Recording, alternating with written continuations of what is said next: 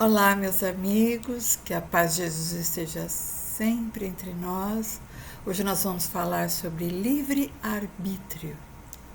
Eu até preparei umas perguntinhas para fazer para vocês de início, assim, como uma reflexão, né? Vocês acham que tudo que nos acontece na vida, as coisas boas e ruins, tudo que vai nos sucedendo, é destino? Ou vocês acham que é uma predestinação? Você acha que alguns têm muita sorte, tudo dá certo, outros têm muito azar, e tem muitos infortúnios, muitas coisas ruins acontecendo? Ou será que Deus, de certa forma, privilegia alguns e dá algum destino para alguns e para outros diferentes? Vamos pensar um pouco sobre isso, né? Vamos primeiramente ver assim o que vem a ser, qual é a definição de livre-arbítrio, né? Se a gente for olhar no dicionário, arbítrio está definido como possibilidade de decidir, escolher em função da própria vontade. Livre é autônomo, então seria uma própria escolha, uma escolha livre, né? Ou seja, os nossos pensamentos, as nossas ações, os nossos desejos, a gente estaria seguindo uns caminhos, escolhendo e vamos construindo o nosso futuro em cima desses caminhos que a gente vai buscando, né? Então, vamos pensar que se esses caminhos que a gente escolha não tem consequência, então vamos pensar, se tudo que eu fizer, se eu fizer alguma coisa de mal, uma coisa ruim, não adequada, cometa algum erro na vida, eu não sinto a culpa nenhuma. Não tem consequência, não sinto culpa nenhuma. Eu posso errar quanto eu quiser.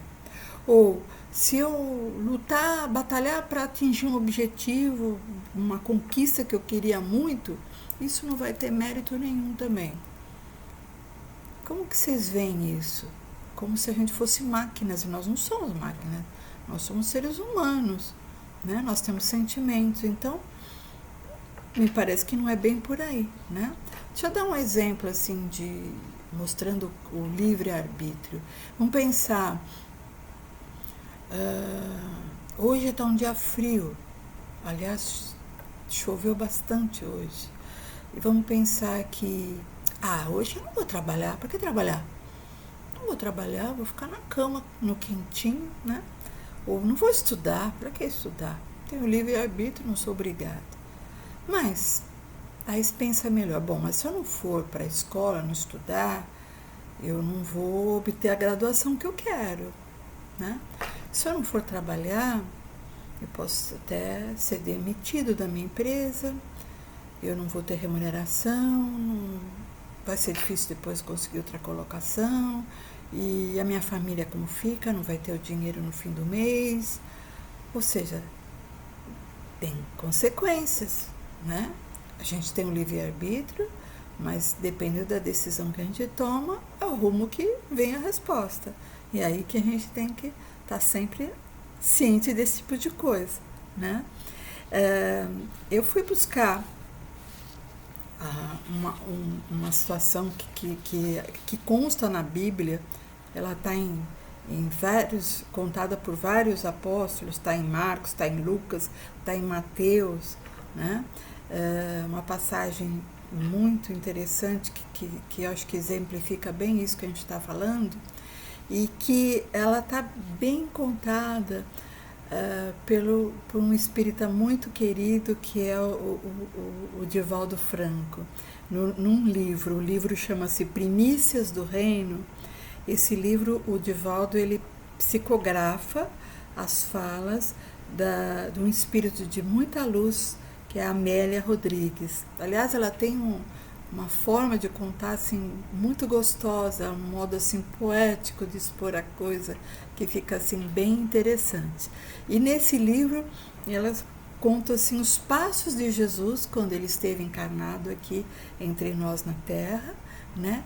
E as mensagens de amor que Jesus nos foi transmitindo, né? E tem nesse livro um texto que chama O Mancebo Rico, e que eu achei assim, bastante interessante para estar relembrando com vocês desse texto, né?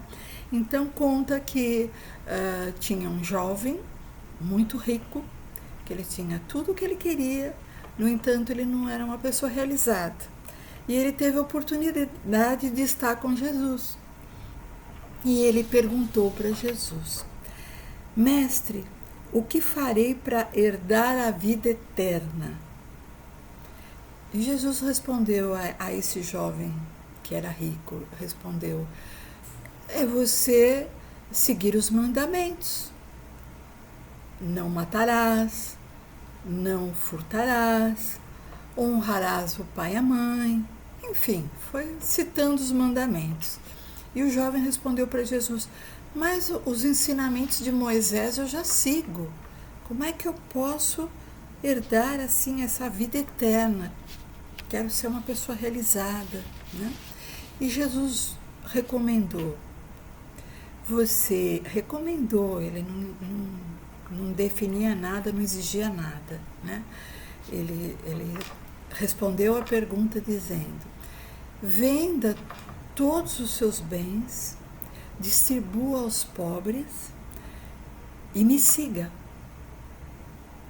E o rapaz refletiu, ele era muito jovem, e pensou: vou deixar todos os meus bens, distribuir para os pobres.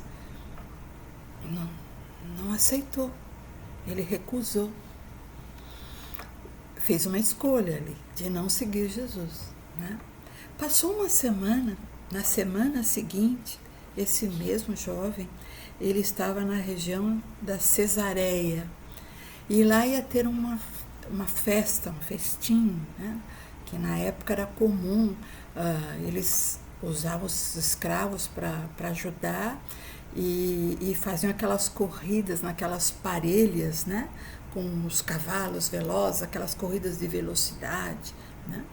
E nessa situação que esse rapaz estava, o carro, vamos chamar assim, o carro que ele estava, tombou. E os cavalos, naquela velocidade, vieram por cima dele, com tudo, com a pata em cima dele. E ele gritava, e aos medos dos gritos, já desencarnando, veio como se viesse a fala de Jesus, né? Quando Jesus disse: renuncie a você mesmo e me siga. Ou seja, o que ele fez aí, gente? Ele fez a escolha dele, né? E carregou com ele as consequências dessa escolha. E é assim que é a vida. São escolhas e a gente tem as consequências dessas escolhas. E aí eu fui buscar assim, quem é na literatura que foi a primeira pessoa que abordou esse tema, livre-arbítrio, né? Mais escrevendo, falando, que fizesse um livro. E encontrei que a pesquisa que eu fiz, Santo Agostinho foi o primeiro que escreveu sobre esse tema. Isso foi no século V depois de Cristo, né? E o que ele escreve não é exatamente como a gente entende hoje o livre-arbítrio, mas foi a primeira pessoa abordando isso, né? Então ele colocou que os homens, a humanidade, nós temos uma relação com Deus. Nós temos uma relação com Deus. E que cabe a nós, aos homens, à humanidade, a gente aceitar o caminho, ou o caminho da bondade divina, seguindo a Deus, ou o caminho do mal. E foi dessa forma que ele, eu estou resumindo muito, claro, ele interpretou o livre-arbítrio, que até o livro que ele escreveu, eram 3 livros, 3 volumes, era chamado livre-arbítrio, era exatamente isso que tratava, né? Agora, hoje, se a gente pensar pela doutrina espírita, que nós sabemos que nós estamos aqui num processo de evolução, né? E é um processo de evolução que ele vai ao longo de vários estágios das vidas que a gente vai vivendo, né? E a gente vai como se estivéssemos numa estrada, entendo assim, né? Como a gente estivesse numa estrada até, pensando bem, uma estrada que tem retas longas, que parece que tudo caminha bem, e aí tem uma serrinha com um monte de curvas que a gente... São os desafios que a gente vai encontrando, que a gente tem que ir driblando, e contornando e dando soluções para os problemas que vão aparecendo, né? E Deus determinou para nós um destino. Nosso Pai Criador nos deu um destino. E a gente vai seguindo nessa estrada em busca desse final, que seria o quê? A nossa perfeição moral e espiritual, né? E veja que o nosso Pai Criador, que Deus, ele é tão soberanamente bom, tão infinitamente justo, que ele traçou um destino final, mas ele nos dá a liberdade, a opção de a gente seguir nesse caminho, nessa estrada, como a gente quiser para chegar lá, né? A gente pode facilitar, como a gente pode dificultar para chegar lá. Por que a gente vê que tem pessoas, tem espíritos tão avançados, tão num outro nível, e outros tão mais atrasados, num nível tão mais rebaixado? Mas são esses livre-arbítrios, né? São essas escolhas que vão sendo feitas, que podem retardar ou podem acelerar o nosso caminhar nessa estrada, vamos assim dizer, né? Então é bem por aí.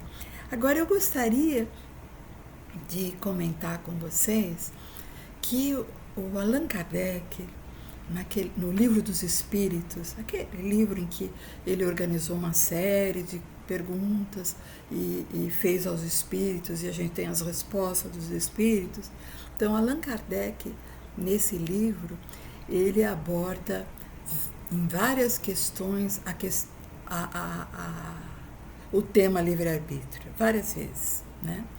É lógico que eu aqui não vou ficar falando de cada uma das vezes, a gente nem teria tempo para isso, mas me chamou a atenção uma que eu gostaria de estar relembrando com vocês, que é quando ele pergunta aos espíritos: por que Deus tem permitido que os espíritos possam seguir o caminho do mal? Olha que pergunta, né? Se Deus é tão bom, ele tem todo o poder, por que ele não faz com que a gente siga sempre o caminho do bem? Por que ele permite que os espíritos sigam o caminho do mal? E os espíritos responderam muito bem. Em primeiro lugar, que quem somos nós para questionar o que Deus, o que nosso Pai definiu de como as coisas vão ser feitas, né?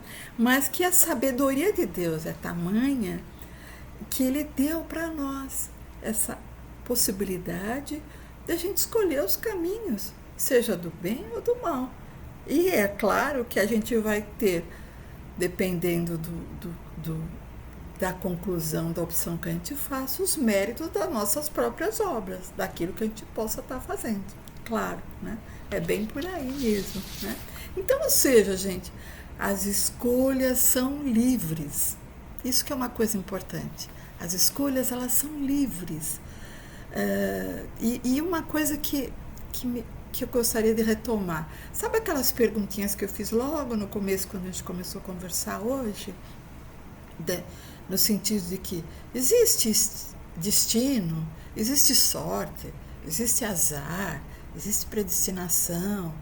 Tudo isso é claro, gente, que não é por aí. Não é por aí. E uma coisa que responde a isso tudo também, além da visão espírita que eu estava falando há pouco, eu sou psicóloga, e como psicóloga eu fico assim interessada como as coisas se encaixam. né? Então, o fato das coisas que eu estudo, pratico com os pacientes e das coisas que eu estudo e vejo na doutrina espírita, como as coisas se encaixam, se complementam. Não existe nada que diga, mas no espiritismo é assim e na ciência é diferente. As coisas sempre se encaixam, né? E eu gostaria assim, de comentar um pouco sobre a visão da psicologia, né? Eu adoto a abordagem da teoria cognitivo-comportamental. E dentro dessa abordagem, na psicologia, acredita-se que nós temos crenças, nós chamamos de crenças centrais. Essas crenças, como que elas são construídas, como elas são formadas? Elas se formam desde que a gente era bebezinho. Elas vêm sendo formadas por todas as experiências que a gente vai vivendo na infância, na adolescência, aquelas inúmeras situações que a gente passa, que algumas muito marcantes, outras não tão marcantes, aquilo vai formando a nossa concepção, a nossa crença, né?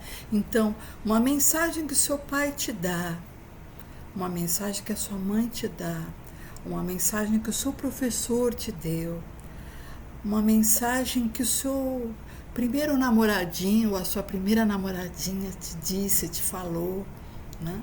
Uma mensagem que você recebeu do seu primeiro chefe, ou do segundo, ou do terceiro. As mensagens todas que a gente vai recebendo, a gente vai captando e vai formando essa crença.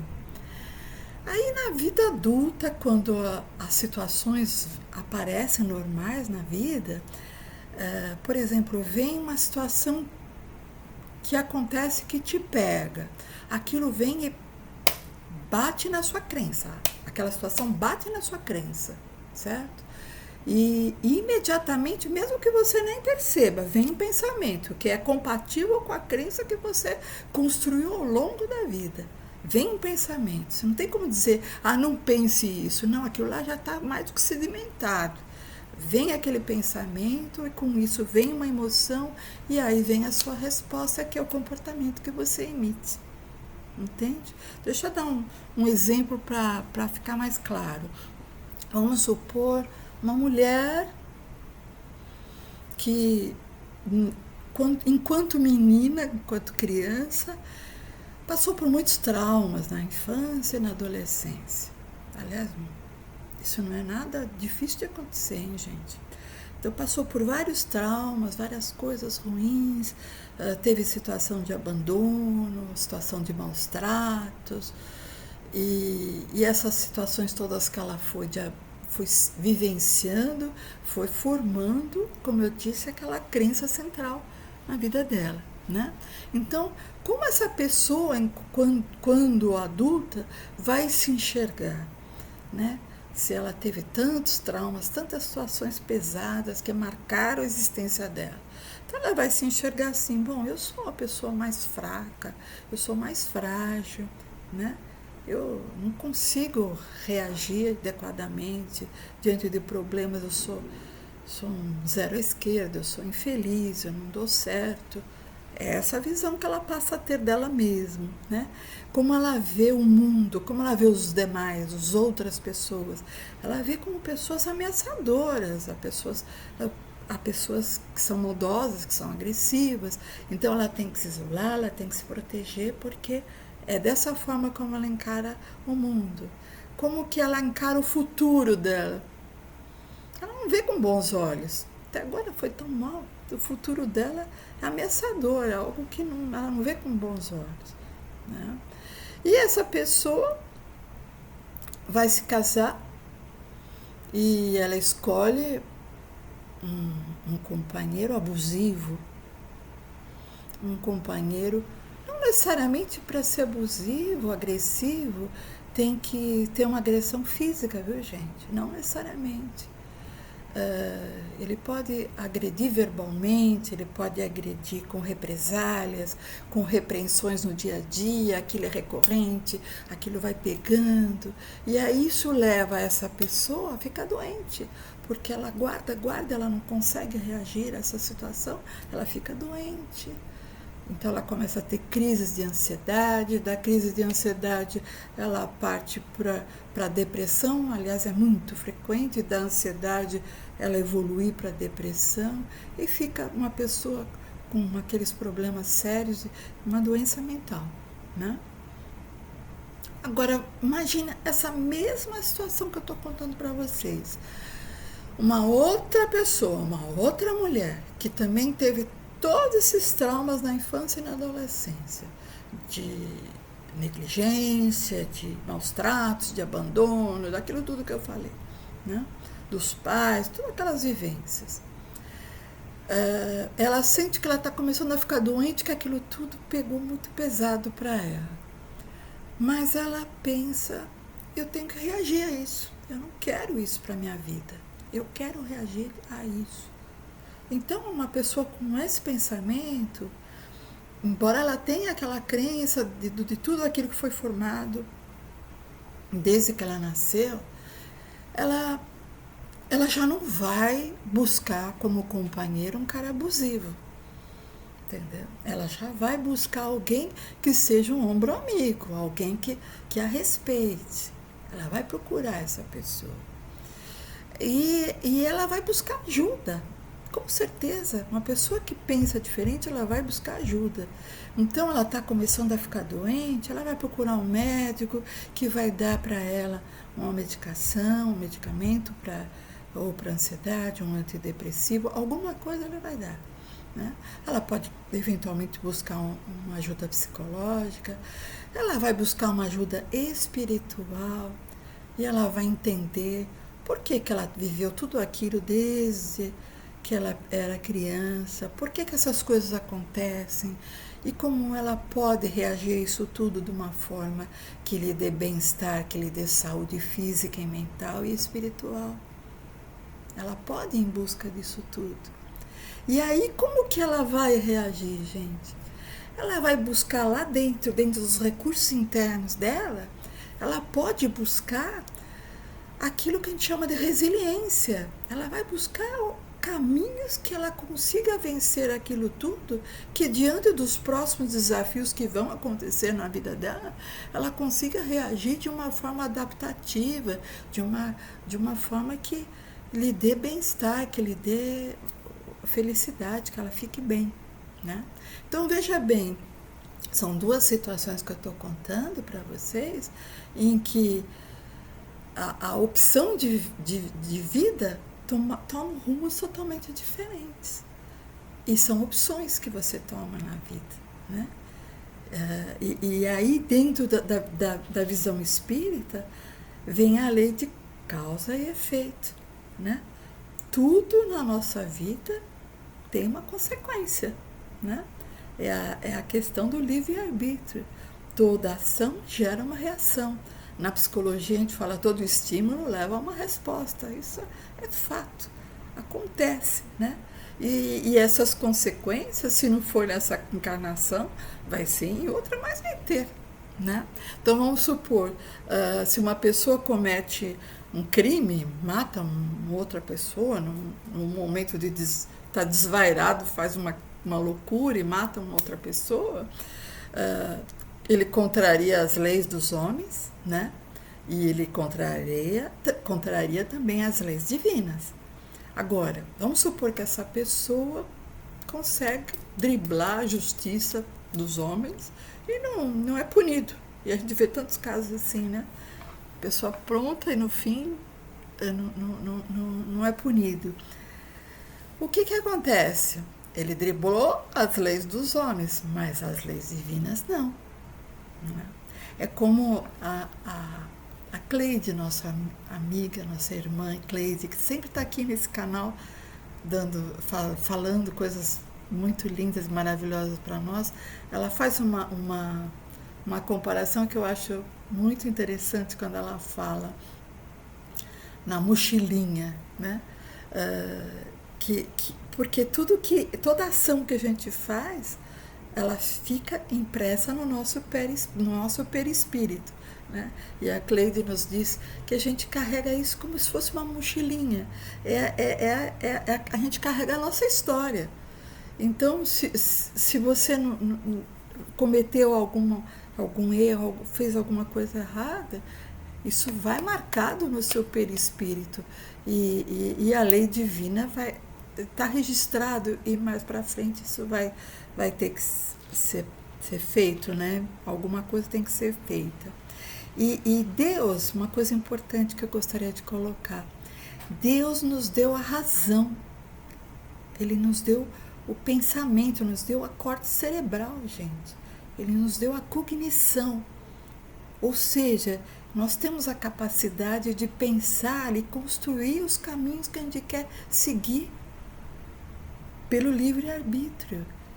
Então é questão da gente raciocinar em cima dos caminhos que a gente toma, que são tantos os caminhos. Né?